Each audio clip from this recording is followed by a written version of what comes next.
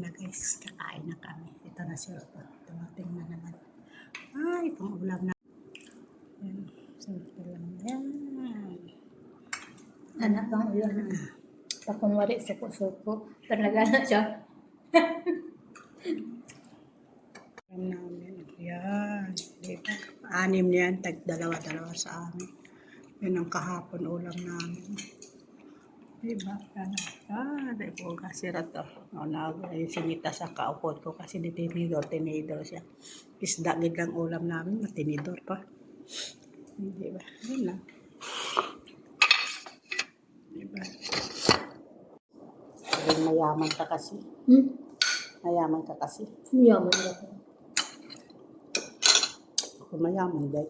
Hindi ako yung mayaman. Mayaman sa pagmamahal. Bukas maaga kung magpunta para ikaw magluto. Da. Ano naman ito ang rasa? Ano naman ito na kalendarya? Hindi mo alam yan? Wala din. Diba?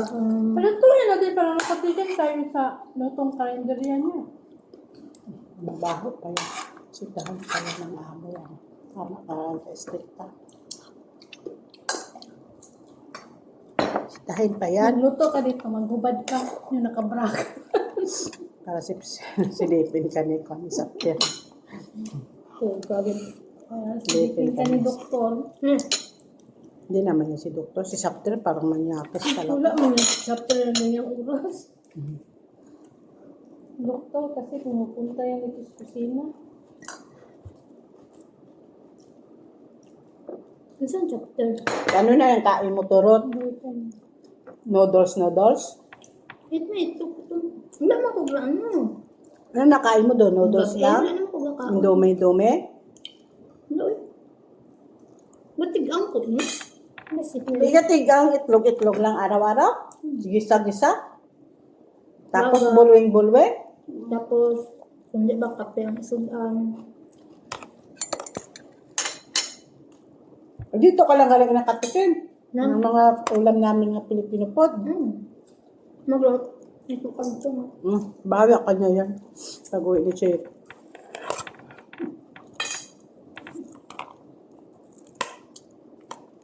Kasi may bago dito nakatulog. Bahala ka. Bakit meron na? Ikaw naunguna ka. May bagong katulog na. Temporary lang ito. Temporary mo lang daw. Sabi ni Jesus. Temporary permanent. Oo, palitan ako. Uwi na ako sa Pilipinas. Diba? Share naman ang tagkalinis. Mas maganda dito sa kusina. Bala ko hindi. Basta ako makaulam. Gaga ako. Wala ka dyan. Kainin mo akin allowance. Tapos hindi kaya kain ka lang allowance ko. Masarap. Nagtitipid nga ako eh. Tapos makain Nagbigay ka, Rod. Nagbigay man ako. Okay, iya. Ba't naiyak ka? Naaway niyo ko dito. Sugid ako.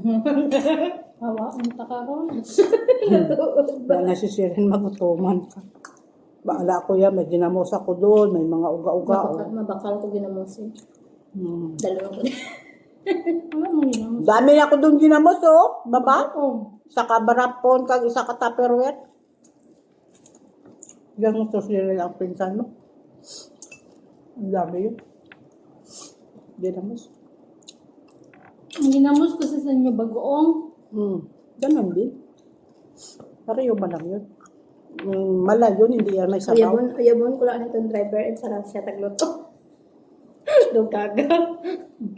Mayong balan mo gaga ka. Yung driver niyo. Uyabo niya daw. Ayaw balan mo. Nasulog-sulog. Mabango yun. Nagaliwan ko sa Douglas.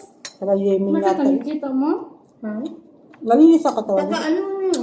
Hindi, wala siya gabay. Wala siya katog. Uy, gatob yan. Nagatub na siya te pag Pag Friday. malabas sila ng nanay niya paggabi.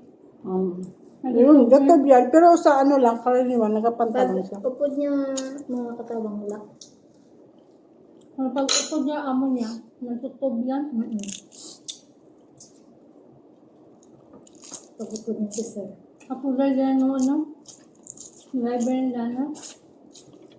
Masarap kasi malutong. Pati ulo na kain. Sikat lang na iwan. Yung Ganun driver talaga. nila na, yung una, Kung mahirap ka, mabango. di ba? Kung mahirap ka, siksik ka. Mabango din yung Kung isang mayaman driver. ka, Ang pumalit, daming tira-tira. sobrang bango. Kita mo kay Roto, daming Bago lang. tira-tira. Isa di man siya Baho. bago. Mayaman ka, di kayo ito ka yun. Ang mahirap lang to.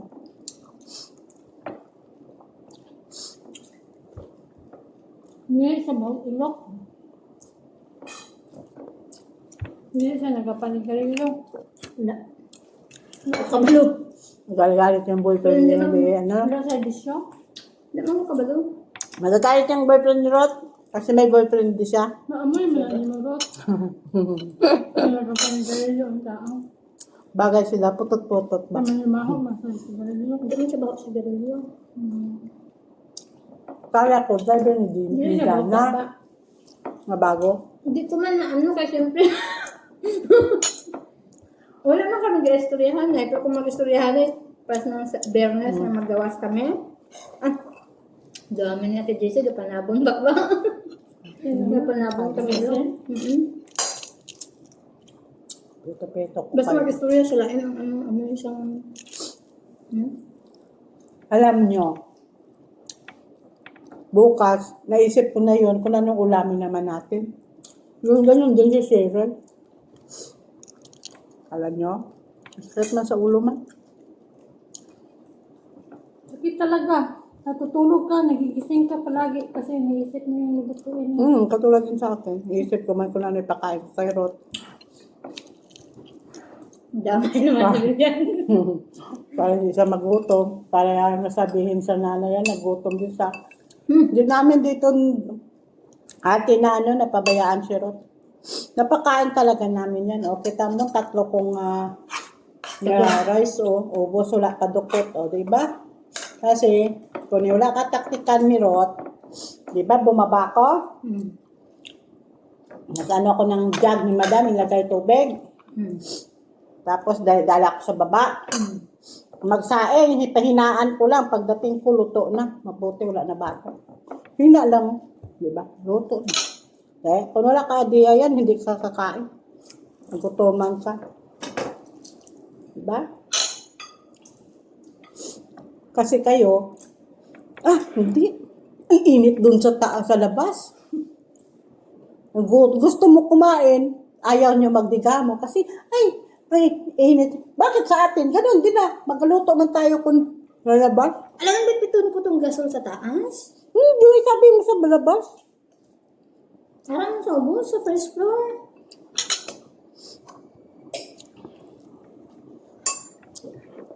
Nasa gawa, sa lutuan nila. Nawala na lahing gawag ko na ako. Di anong problema sa labas ka magluto? Mainit? Di ako mainit man dyan. 2 lang nga binigay sa akin ni doktor eh. Natagang isa sa akong saka. Babaw. 2 na binigay sa akin kasi nagagalit siya magluto ako dito sa loob. Kasi wala extra. Binilan ako. Bakit ngayon na si doktor ng Adia? Si madam mo lang. Si madam nagsabi niyan kasi dati, si madam bibilhan ka sana niya. Eh yung pera na pinadala niya kay Abdo, hindi sapat. Mahal man yan. Kung ano yan, Parang extra ko. 250 yan. 250 yan, ganyan kalaki. Ang maliit niyan, yun yung 200.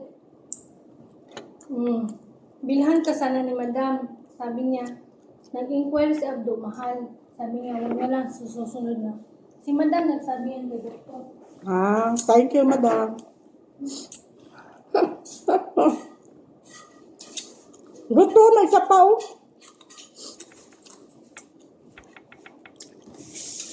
Ang tala ka dyan, mamaya.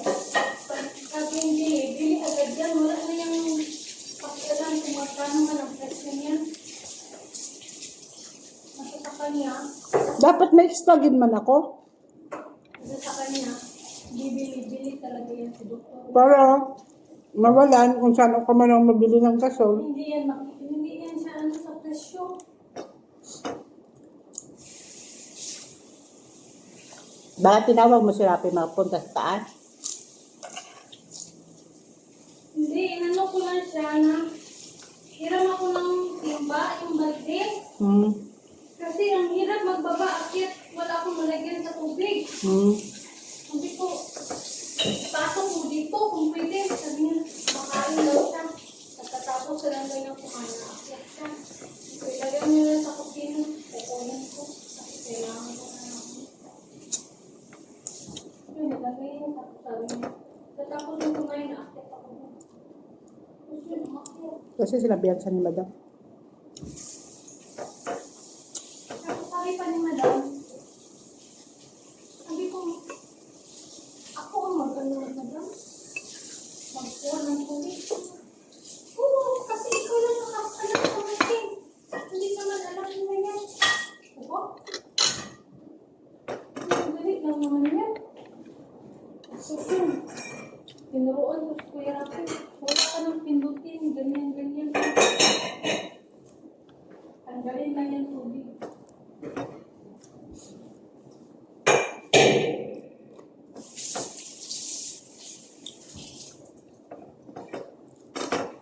Bakit daw niya bukas ng tubig? Yung sa inyo dyan. Hindi ko nakita kasi. Lagi yan yung tiyan sira. Naglinis ka siguro doon, nag-flash ka, hinayaan mo, akala mo siguro, bumaba na yung ano niya, yung hinihila mo. Dapat bago ka umalis, tingnan mo muna. Ah, sa bowl ba? Sa bago, daming doktor. Yung ganyan-ganyan. Yung mga sabi niya. Kasi, nagtaka ko, sabi ni Ula, bakit ba tumutulo dyan? May basurahan. Ewan ko. Sabi ko na, baka sa kwarto ni Asin. Tapos pagtingin niya sa store room, tumog din ng tubig. Mga karton basa. Thank you, Ate Jodine. Sinabihan si Doktor, tapos yung pala, niya, oo, yung CR ni ano. Asya lang. Hindi, may kabo doon. May baso doon sa ano. Baya may nagpasok doon.